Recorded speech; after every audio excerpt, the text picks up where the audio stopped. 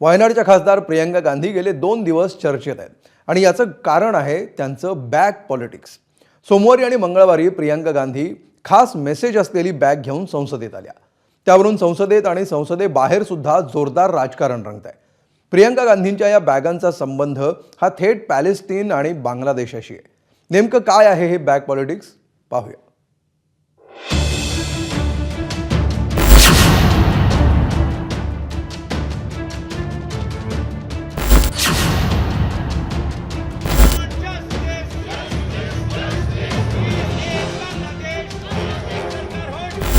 एका बॅगवर पॅलेस्टाईन तर दुसऱ्या बॅगवर बांगलादेशमधील अल्पसंख्याकांच्या बाजूने उभे राहा असा message.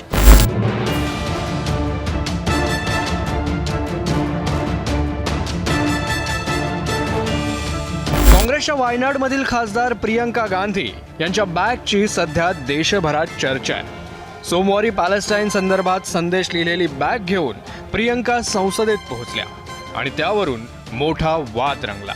Who's going to decide what clothes I wear now? Who's going to decide that? That's typical patriarchy, that you decide what clothes women wear also. Okay, ma'am. I don't subscribe to that. I will wear what I want. आता या बॅगवर नेमकं काय होतं ते पहा। प्रियंकांच्या बॅगवर इंग्रजीत Palestine असा उल्लेख होता।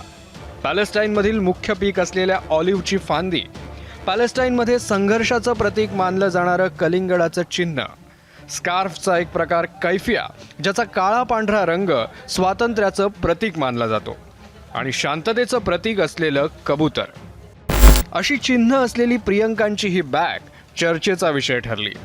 पण यावर सत्ताधारी भाजपच्या नेत्यांनी मात्र जोरदार टीका केली। कल कांग्रेस के एक नेत्री संसद में फिलिस्तीन का बैग लेके घूम रही थी और हम यूपी के नौजवानों को इजराइल भेज रहे हैं। वहां पर यूपी के अब तक लगभग 5600 से अधिक नौजवान इजराइल गए हैं निर्माण कार्य करने के लिए, और हर नौजवान रहने का फ्री, खाने का फ्री और 1.5 लाख रुपए उसको वहां पे अतिरिक्त मिल रहे हैं और पूरी सुरक्षा की गारंटी भी है।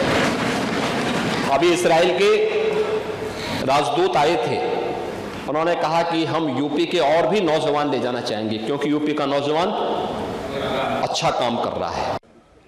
श्रीमती प्रियंका गांधी जी पैलेस्टीन का बैग तो लेकर आई, क्या संदेश देना चाहती हैं? प्रियंका आणि पॅलेस्टाईनचा मुद्दा ताजा असतानाच मंगळवारी प्रियंका गांधी आणखी एक मेसेज असलेली बॅग घेऊन संसदेत आल्या। या बॅगवर लिहिलेलं होतं, बांगलादेशमधील हिंदू आणि ख्रिश्चनांच्या बाजूनं उभे राहा। बांगलादेशमधील हिंदूंवरच्या अत्याचाराचा प्रश्न प्रियंकांनी सोमवारी संसदेत मांडला होता। बांग्लादेश में जो अल्पसंख्यकों के साथ, जो हिंदुओं और ईसाइयों के साथ अत्याचार हो रहा है, उसके खिलाफ इस सरकार को आवाज उठानी चाहिए। बांग्लादेश की सरकार के साथ बातचीत करनी चाहिए और पूरा समर्थन देना चाहिए जिनको पीड़ा हो रही है उनके साथ। प्रियंका यांच्याप्रमाणेच अशा बॅग घेऊन अनेक काँग्रेस खासदार संसदेबाहेर निदर्शनं करताना दिसले।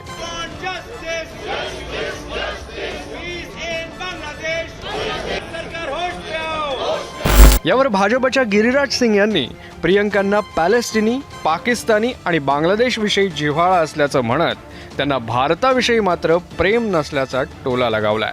वो इंदिरा गांधी की पोती है, जवाहरलाल की परनातनी है,